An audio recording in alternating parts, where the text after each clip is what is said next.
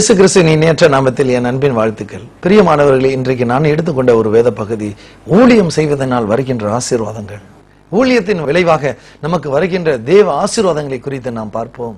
லூக்கா 1:71 வசனத்திலே, உங்கள் சத்துருக்களின் கைகளில் நின்று நீங்கள் விடுதலை ஆக்கப்பட்டு உயிரோடு இருக்கும் நாளெல்லாம் பயம் இல்லாமல் எனக்கு முன்பாக பரிசுத்தத்தோடும் நீதியோடும் எனக்கு ஊழியம் செய்ய கட்டளை இடுவேன் என்று பார்க்கிறோம். பிரியமானவர்களே, இந்த வசனம் சொல்கிறது, அவருக்கு முன்பாக பயம் இல்லாமல், உயிரோடு இருக்கும் நாளெல்லாம் பயம் இல்லாமல் அவருக்கு முன்பாக பரிசுத்தத்தோடும் நீதியோடும் எனக்கு ஊழியம் செய்ய கட்டளை இடுவேன். பிரியமானவர்களே, நீங்களும் நானும் தேவன் தெரிந்து கொண்ட பாத்திரம்.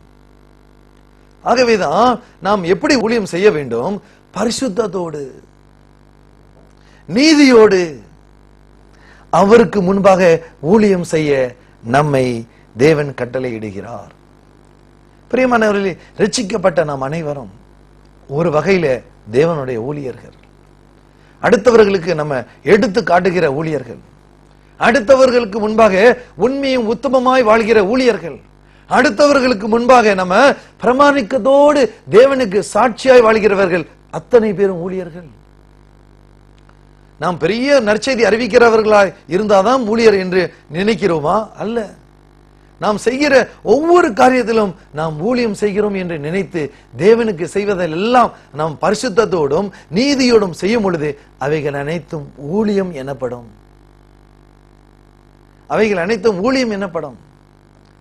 நான் சில ஆண்டுகளுக்கு முன்பாக நான் ஒரு நற்செய்தி கூட்டத்தில் கலந்து கொண்டேன். அந்த தேவனுடைய மனுஷன் பெரிய பிரசித்தி பெற்ற ஒரு தேவனுடைய மனுஷர். அந்த தேவனுடைய மனுஷன் அவர் ஆரம்பத்தில் என்ன ஊழியம் செய்தார் என்று சொல்லும் பொழுது நான் நகைத்து போனேன். காரணம், அவர் ஆரம்பத்தில் செய்த ஊழியம் காஃபி குடிச்ச அந்த பாத்திரத்தை கழுவுற வேலை. அவர் சொல்லுகிறார், அந்த காஃபி குடிச்ச குவளைய நல்லா சுத்தமா கழுவி அதை தேவன் பார்க்கிறார் என்று நல்லா வாஷ் பண்ணி தான் அந்த பாத்திரத்தை அவர் எடுத்து வைப்பார். படிப்படியாக தேவன் அவரை அந்த ஊழியத்திலிருந்து உயர்த்தினார். என்ன ஊழியம்? ஒரு கிளாஸ், ஒரு காஃபி குடிக்கிற ஒரு டம்ளரை கழுவுற வேலை, அதை ஒரு ஊழியமாக எடுத்துக்கொண்டார். அதை கழுவி சுத்திகரித்து அதை பரிசுத்தமாய் உண்மையாய் உத்தமமாய் செய்வதை தேவன் நோக்கி பார்த்ததினால் இன்றைக்கு உலகமெங்கும் போய் நற்செய்தி அறிவிக்கிற ஊழியராய் மாறினார். செய்கிற ஊழியத்துல பரிசுத்தம், ஒரு நீதி, தேவன் அதை கட்டளை இடுகிறார் அந்த ஊழியத்தை.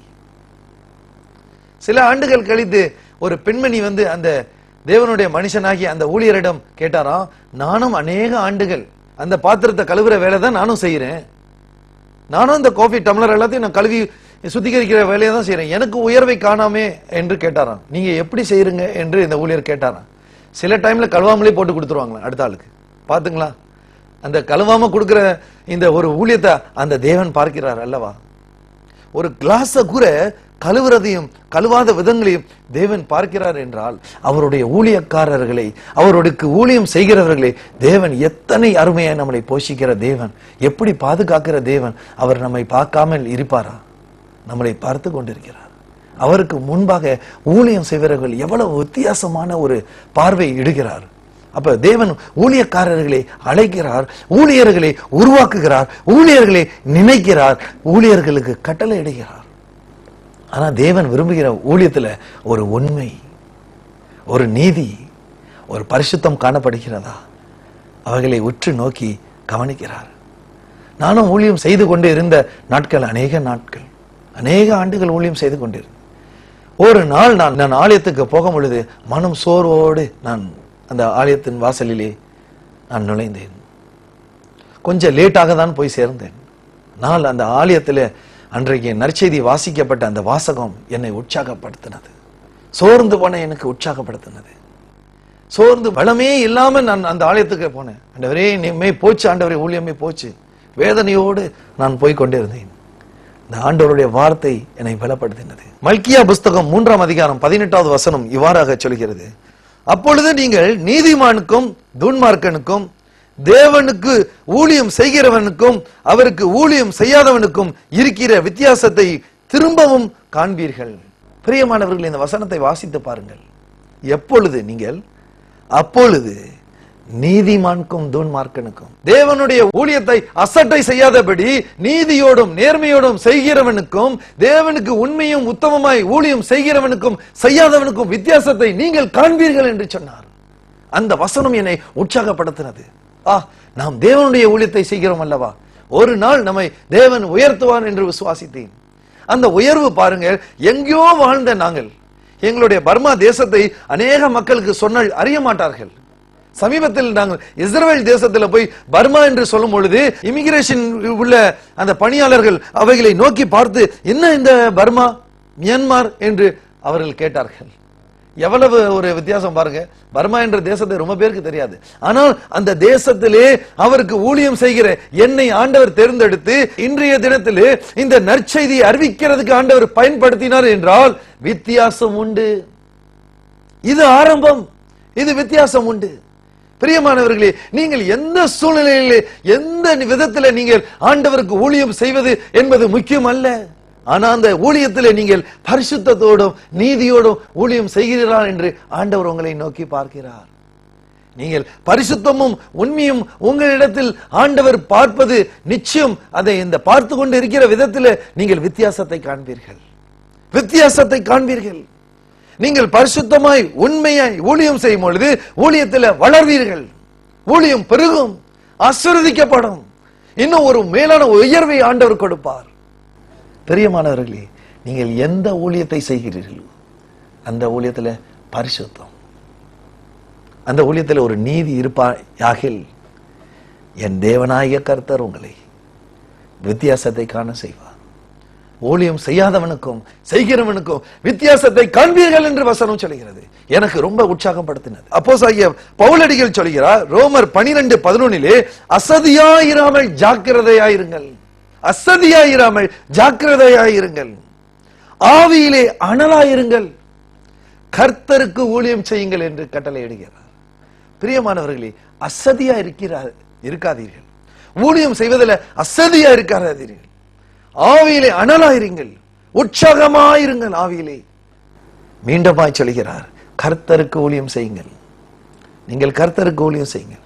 நீங்க செய்கிற சின்ன ஊழியத்துல கூட பிரமாணிக்கமாய் உண்மையாய் கர்த்தருக்கு ஊழியம் செய்யுங்கள். நீங்கள் வித்தியாசத்தை காண்பீர்கள், நீங்கள் வித்தியாசத்தை காண்பீர்கள். மத்தேயு 6:24 இயேசு சொல்கிறார், 2 எஜமானுக்கு ஊழியம் செய்ய ஒருவனாலும் கூடாது. ஒருவனை பகைத்து மற்றவனை சிநேகிப்பான், ஒருவனை பற்றி கொண்டு மற்றவனை அசட்டை பண்ணுவான். தேவனுக்கும் உலக பேர்களுக்கும் ஊழியம் செய்ய உங்களால் கூடாது. பிரியமானவரே, இந்த உலகத்தில் உள்ளவங்களுக்கும் தேவனுக்கும் ஊழியம் செய்ய முடியாது. ஒன்று, நீங்க உலகத்தில் நீங்க இருந்து உலகத்தாரோடு இணைந்து உலகத்தை சிநேகித்து இருப்பீர்கள் என்றால் நீங்கள் தேவனுக்கு ஊழியம் செய்ய முடியாது. உலகத்தை விட்டு விலகி வர வேண்டும். உலகத்தில் இருக்கிற உறவுகள் பாசங்கள் அனைத்தையும் அகற்றிவிட்டு தேவனுக்கு வைராக்கியமாய் ஊழியம் செய்ய வேண்டும். ஆகவேதான் இயேசு சொல்ல, 2 எஜமானுக்கு ஊழியம் செய்ய முடியாது. பணத்துக்கும் தேவனுக்கும், உலகத்துக்கும் தேவனுக்கும், சினிமாக்கும் தேவனுக்கும். இந்த மாதிரி இரட்டை வேஷம், 2 பக்கம் ஊழியம் செய்ய முடியாது என்று இயேசு கிறிஸ்து திட்ட தெளிவமாக சொல்கிறார். நீங்க இயேசுவுக்கு உண்மையாய் ஊழியம் செய்வீர்கள் என்றால் அவர் பரிசுத்தத்தோடும் நீதியோடும் ஊழியம் செய்ய கட்டளை இடுகிறார். அவர் நம்மளை நேசிக்கிற தேவன், அவர் நம்மளை ரட்சித்த தேவன், நம்மளை ஒளியான சேற்றிலிருந்து தூக்கி எடுத்த தேவன். அந்த தேவனுக்கு ஊழியம் செய்யும் பொழுது, அந்த தேவனுக்கு முன்பாக அவருடைய பார்வையிலே நாம் ஊழிய பணிகளை செய்யும் பொழுது தேவன் நீதியையும் பரிசுத்தத்தையும் விரும்புகிறார். அந்த நீதியும் பரிசுத்தமும் யாரிடம் உண்டோ அந்த ஊழியர் வித்தியாசத்தை காண்பீர்கள். அந்த ஊழியருடைய வாழ்க்கையில் வித்தியாசங்கள் உண்டு. அந்த ஊழியருடைய வாழ்க்கையிலே ப்ரமோஷன், உயர்வு உண்டு. பிரியமானவர்களே, இந்த தேவனுக்கு ஊழியம் செய்யும் பொழுது உண்மையும் உத்தமமும் பரிசுத்தமும் நீதியும் நேர்மையும் தேவன் விரும்புகிறார். ஆகவேதான் இந்த மார்க் எழுதிய சுவிசேஷத்துல 10:45 நாம் வாசிக்கிறோம், அப்படியே மனுஷகுமாரன் ஊழியம் கொள்ளும்படி வராமல் ஊழியம் செய்யவும் அநேகரை மீட்கும் பொருளாக தம்முடைய ஜீவனை கொடுக்கவும் வந்தார் என்று சொன்னார். இயேசு கிறிஸ்து கூட ஊழியம் கொள்ளும்படி வராமல் ஊழியம் செய்யும்படி வந்தார். தன்னுடைய சீஷர்களை பார்த்து தன்னிலே தம்மை காட்டி கொடுக்கிற அந்த யூதாஸ் காரியோத்தை பார்த்து அவருடைய கால்களை அவர் கழுவி சுத்திகரித்து அவர் அந்த அல்லவாக்காக நேசித்ததை, ஜீவனை கொடுத்த விதங்களை காட்டினார். தன்னை காட்டி கொடுக்கிறவரை அறிந்திருந்தோம், அவருக்கு ஊழியம் செய்தார். பிறகு சொன்னார், நான் உங்கள் கால்களை கழுவினது போல நீங்கள் ஒருவருடைய குற்றங்களை மன்னித்து ஒருவர் பாதங்களை கழுவி நீங்கள் ஊழியம் செய்யுங்கள். ஊழிய பாதையிலே உங்களுக்கு பிரச்சனை உண்டு, எனக்கும் பிரச்சனைகள் அநேகம் உண்டு. ஆனால் அந்த பிரச்சனைகளை புறக்கணித்து விட்டு என்னை அழைத்த தேவனை நான் நோக்கி பார்க்கும் பொழுது அந்த தேவன் கொடுக்கிற ஆசீர்வாதங்கள், அந்த தேவன் கொடுக்கிற உயர்வுகள், தேவன் கொடுக்கிற இந்த நிம்மதிகள், தேவன் கொடுக்கிற சந்தோஷங்கள் உலகம் கொடுக்க முடியாது, பணத்தினால் வாங்க முடியாது, இந்த அதிகாரத்தினால் வாங்க முடியாது. இந்த உலகம் கொடுக்காத சந்தோஷத்தை நான் பெற்றுக்கொண்டேன். காரணம் ஏன்? அந்த தேவனை நான் நேசிக்கும் பொழுது, தேவனுக்கு நான் உண்மையாய் வாழும் பொழுது, தேவனுக்கு நான் பரிசுத்தமாய் ஜீவிக்கும் பொழுது தேவன் வித்தியாசத்தை கொடுக்கிறார் இந்த உலகத்துல. பிரியமானவர்களே, நீங்கள் அசதியா இருக்காதீர்கள். ஒருவேளை நீங்கள் தேவனுடைய அழைப்பை நீங்கள் புறக்கணித்து தள்ளிவிட்டு, தேவன் என்னை என்ன ஊழியம் செய்வதற்கு அழைக்கவில்லை என்று நீங்கள் நாட்களை நீங்கள் தள்ளி போடாதீர்கள். இன்றைக்கே நீங்கள் தேவனுக்கு வைராக்கியமாய் பரிசுத்தமாய் நீதியாய் ஊழியம் செய்வதற்கு நீங்கள் அர்ப்பணிங்கள். வித்தியாசத்தை காண்பீர்கள், வித்தியாசத்தை காண்பீர்கள். இது நான் ஆண்டவருடைய ஊழியராய், ஆண்டவர் என்னை அழைத்த ஊழியர் என்றதை நினைத்து நான் உண்மையா இந்த வசனத்தை நான் உங்களுக்கு சொல்லிக் கொண்டிருக்கிறேன். இந்த வசனத்தை கேட்டுக்கொண்டிருக்கிற நீங்கள் கூற, உங்களை தேவன் அழைப்பார் என்றால், தேவன் ஊழியத்துக்கு உங்களை அழைத்தது உண்டு என்றால், நீங்கள் நாட்களை தள்ளி போடாதீர்கள். இன்றைக்கே அந்த ஊழியத்தை ஆரம்பிங்க. ஒரு கூடி ஜெபிக்கிற ஒரு ஊழியத்தை ஆரம்பிங்க. இந்த செய்கிற ஊழியத்துல நீதியும் பரிசுத்தமும் காணப்படட்டும். நாட்கள் வரும், தேவன் உங்கள் வித்தியாசத்தை காண்பீர்கள். யாரை நீங்க அழைச்சங்களோ, உங்களை வரமாட்டேன் என்று புறக்கணித்து தள்ளி ஊழியம் செய்ய மாட்டோம் என்று விட்டு விட்டு போனவர்களுக்கும் உங்களுக்கும் வித்தியாசத்தை காண்பீர்கள் என்று என் தேவனாய கர்த்தர் சொல்லி, ஒரு நிமிடம் ஆண்டவரை நோக்கி பார்ப்போம். அந்த தேவனை நோக்கி பார்த்து ஊழியம் செய்வோம் என்று அர்ப்பணித்து தாழ்த்தி ஜெபிப்போம். தேவன் நிச்சயமாய் வித்தியாசத்தை காண செய்வார். கண்களை மூடி தேவனை நோக்கி பார்ப்போம். அன்பான தேவா, அருமை இரட்சகரே, இந்த காலை வேளைக்காய் நாங்கள் உண்மை ஸ்தோத்திரிக்கிறோம். அப்பா, எங்களை அழைத்த தேவன் உண்மை உள்ளவர். எங்களை ஊழியத்துக்கு நீதியோடும் நேர்மையோடும் உத்தமத்தோடும் பரிசுத்தத்தோடும் எங்களை அழைத்த தேவன் அல்லவா சுவாமி. இதோ இந்த நாட்கள் வரை உம்முடைய ஊழியத்தை நாங்கள் அசட்டையாக, நீர் அழைத்த அழைப்பை அசட்டையாக எண்ணி இருப்போமாக. அவைகளுக்காக நாங்கள் மனஸ்தாபப்படுகிறோம் சுவாமி.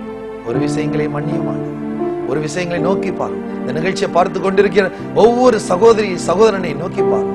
ஊழியத்தில் இன்னும் பிரகாசிக்கிறதற்கு உண்மையும் பரிசுத்தமும் காண செய்வீராக சுவாமி. அதனால் இந்த உலகத்துல ஒரு வித்தியாசத்தை காண செய்யுங்க. ஆசீர்வதிங்க, உயர்த்துங்க, மேன்மைப்படுத்துங்க, கனப்படுத்துங்க.